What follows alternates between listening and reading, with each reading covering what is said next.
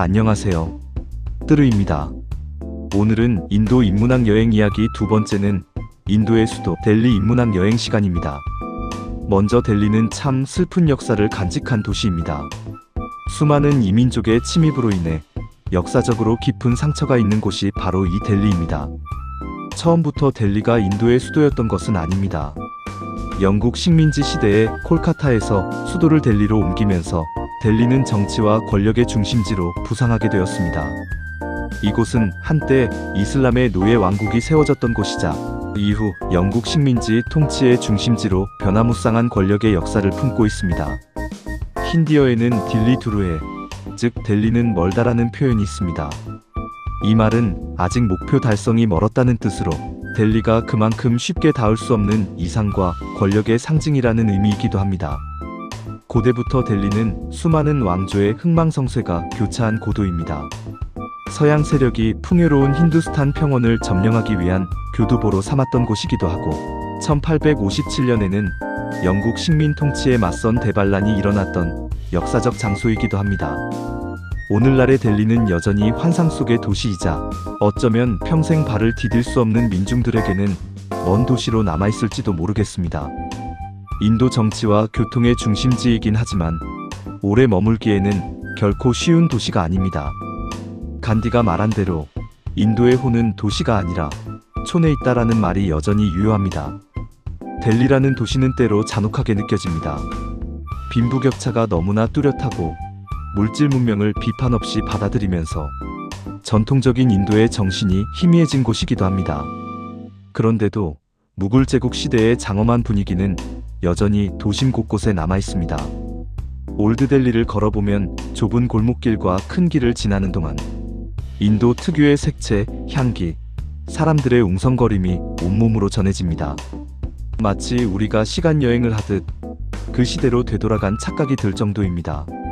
이처럼 델리의 역사를 되짚어보면 오늘날 인도를 이해하는 시각이 훨씬 깊어질 것입니다. 델리는 황금 삼각지대의 관문이자 5000여 년 동안 인도의 수도로 존재해온 도시입니다. 교통, 문화의 중심지로서 수많은 유산과 볼거리, 먹거리를 품고 있습니다. 인도 여행은 대개 이 델리에서 시작됩니다. 흔히 말하기를 슬픈 역사의 도시 델리, 타지마할의 도시 아그라, 그리고 핑크시티 자이푸르. 이 세 도시는 인도의 정체성을 가장 잘 보여주는 황금 삼각지대입니다. 여기에 인도인의 영적 고향이라 불리는 바라나시를 더하면 북인도의 핵심 코스를 완성하게 됩니다. 어떤 사람들은 델리는 권력의 색깔, 아그라는 예술과 사랑의 색깔, 그리고 자이푸르는 생명력의 색채가 흐르는 도시다 라고 말합니다.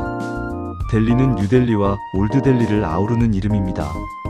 올드델리는 전통적인 구시가지로 인구가 많고 역사적 건물이 밀집한 지역입니다. 뉴델리는 식민 통치 시절 영국이 새로 건설한 현대식 도시로 행정 중심지입니다. 결국 델리는 영국 식민 통치를 기점으로 과거와 현대가 공존하는 도시가 되었습니다. 무굴 제국의 향취가 느껴지는 올드델리와 세련된 근대 도시로 변모한 뉴델리가 묘한 대조를 이루고 있습니다. 이제 천천히 델리의 중심으로 들어가 보겠습니다. 첫 번째로 소개해드릴 곳은 영국 식민지 잔재의 상징 코노트 플레이스입니다. 올드델리에 찬드니 초크가 있다면 뉴델리에는 코노트 플레이스가 있습니다. 1930년대 영국은 올드델리의 중심이던 찬드니 초크를 대체하기 위해 계획적으로 이곳을 건설했습니다. 넓은 도로, 거대한 빌딩, 원형 구조의 광장이 특징인 이곳은 인도의 대표적인 계획도시이자 고급 상점이 밀집한 상업 중심지입니다. 거리에는 현대식 상점들이 줄지어 있고 세계 어디서나 볼 수 있는 맥도날드 간판도 눈에 띕니다. 호기심에 샌드위치와 콜라를 주문해 보았지만 맛은 한국과 크게 다르지 않았습니다. 코노트 플레이스는 뉴델리의 쇼핑과 오락 중심지로 영국이 만든 현대식 상업 공간입니다. 그래서인지 인도답지 않은 거리라고 불리기도 합니다. 원형 광장을 중심으로 수많은 도로가 뻗어 있고 그 주위에는 항공사, 은행, 영화관, 여행사, 각종 레스토랑이 모여 있습니다. 세련된 복장을 한 사람들과 활기찬 상점의 풍경은 서울 명동의 분위기와도 닮았습니다. 이곳의 구조는 독특합니다. 어느 방향으로 가도 출발점으로 되돌아오는 원형 구조로 되어 있어 초행자들은 자주 길을 잃습니다. 안쪽은 AF 블록, 바깥쪽은 GN 블록으로 구분되어 있습니다. 고급 상점이 많지만 가격은 비싼 편이라 배낭여행자에게는 다소 부담스러운 곳입니다. 광장 중앙에는 센트럴 파크가 있어 잠시 쉬어가며 델리 시민들의 일상을 엿볼 수 있습니다. 다음으로 가볼 곳은 서민들의 삶의 터전인 달빛 광장, 찬드니 초크입니다. 레드포트 앞 대로에 있는 이곳은 올드델리의 전통 재래시장입니다. 좁은 골목마다 은시장, 향신료 시장, 꽃시장, 장식품 시장 등 다양한 상점들이 밀집해 있습니다. 인도 서민의 일상과 활기를 느낄 수 있는 진짜 델리의 거리입니다. 찬드니 초크는 달빛 광장이라는 뜻이지만 실제로는 소음과 혼잡, 경적으로 가득한 인도의 삶 그 자체를 보여줍니다. 그래도 그 속에는 인도만의 독특한 색채가 살아있습니다. 100년 이상의 역사를 가진 상점들이 여전히 장사 중이며 다리바 칼라는 특히 유명한 은세공 시장입니다.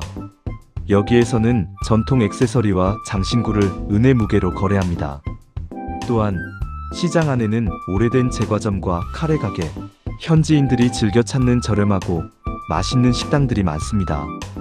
이곳에서는 뉴델리의 고급 레스토랑보다 훨씬 진짜 인도의 맛을 느낄 수 있습니다. 이제 이슬람 통치의 상징 쿠투브 미나르로 가보겠습니다. 이 탑은 인도인들에게는 상처의 기념비, 이슬람에는 승리의 상징으로 남아 있습니다. 쿠투브 미나르는 술탄 쿠투브 우딘 아이바크의 이름에서 비롯되었으며 1193년 그는 마지막 힌두 왕조를 무너뜨린 승리를 기념하기 위해 이 탑을 세웠습니다. 높이 72.5m, 인도에서 가장 높은 석조탑으로 붉은 사암과 대리석으로 층마다 다른 재질로 쌓아 올린 독특한 구조입니다. 1층은 힌두 양식, 2층, 3층은 이슬람 양식이 혼합되어 있으며 발코니에는 코란의 경구가 아름답게 새겨져 있습니다. 이 탑은 이슬람 통치의 시작을 알린 상징물이 되었고 1993년 유네스코 세계문화유산으로 등재되었습니다.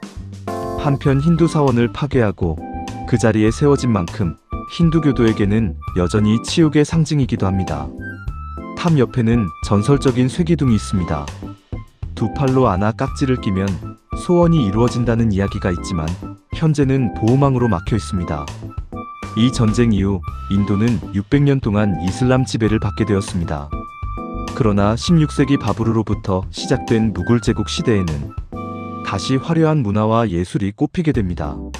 샤자한, 아크바르 등으로 이어지는 무굴 제국의 황금기는 오늘날 인도가 자랑하는 예술과 건축의 정점을 이루었습니다.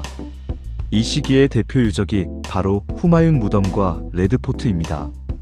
다음 목적지는 무굴 제국의 영광과 비극이 교차하는 붉은 성, 레드포트 즉 랄킬라로 함께 들어가 보겠습니다. 레드포트 즉 랄킬라는 이슬람의 무굴 제국의 권력과 쇠퇴의 상징입니다. 랄킬라는 빨간 성이라는 뜻으로 영어로는 레드포트라 부르지요.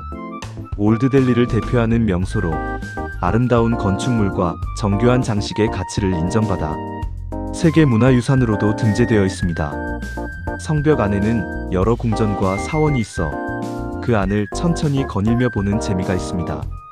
레드포트는 궁궐의 형태를 갖춘 요새로 아치형 장식이 매우 인상적입니다. 당대의 한 페르시아 시인은 이 건축물을 두고 지상에 천국이 있다면 바로 이곳이다 라고 찬사를 남겼다고 합니다. 실제로 석양 무렵이면 레드포트 전체가 붉은 빛으로 물들며 그 아름다움이 장관을 이룹니다. 그리고 이곳 근처에서는 인도에서 가장 크고 장엄한 모스크, 자마 마스지드도 볼 수 있습니다. 이 사원 또한 샤자한이 건축한 건물이죠.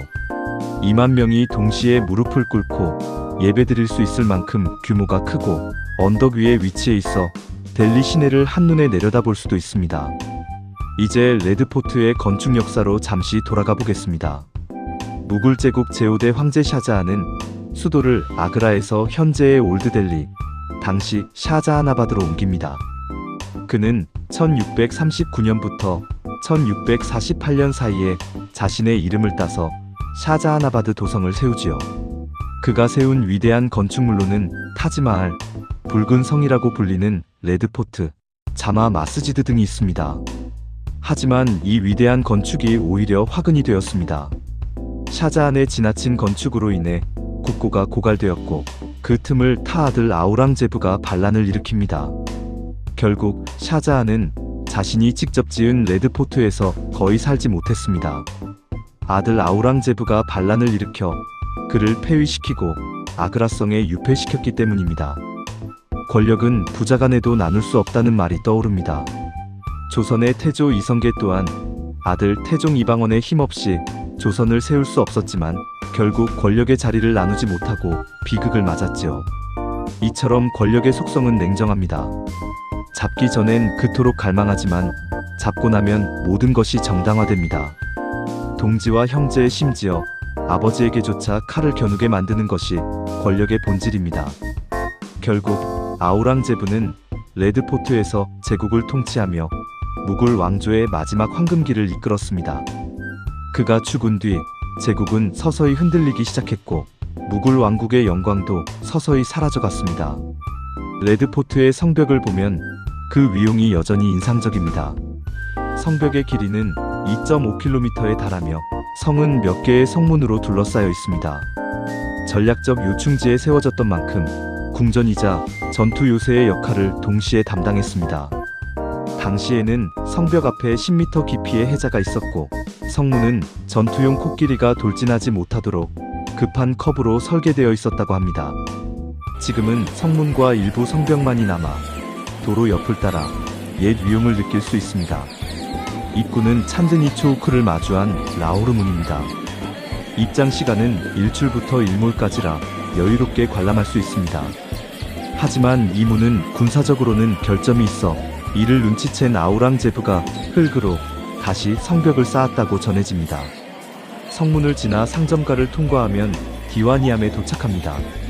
이곳은 왕이 공식적으로 아련을 받던 접견장이며 정면의 높은 곳에는 왕자가 남아 있습니다.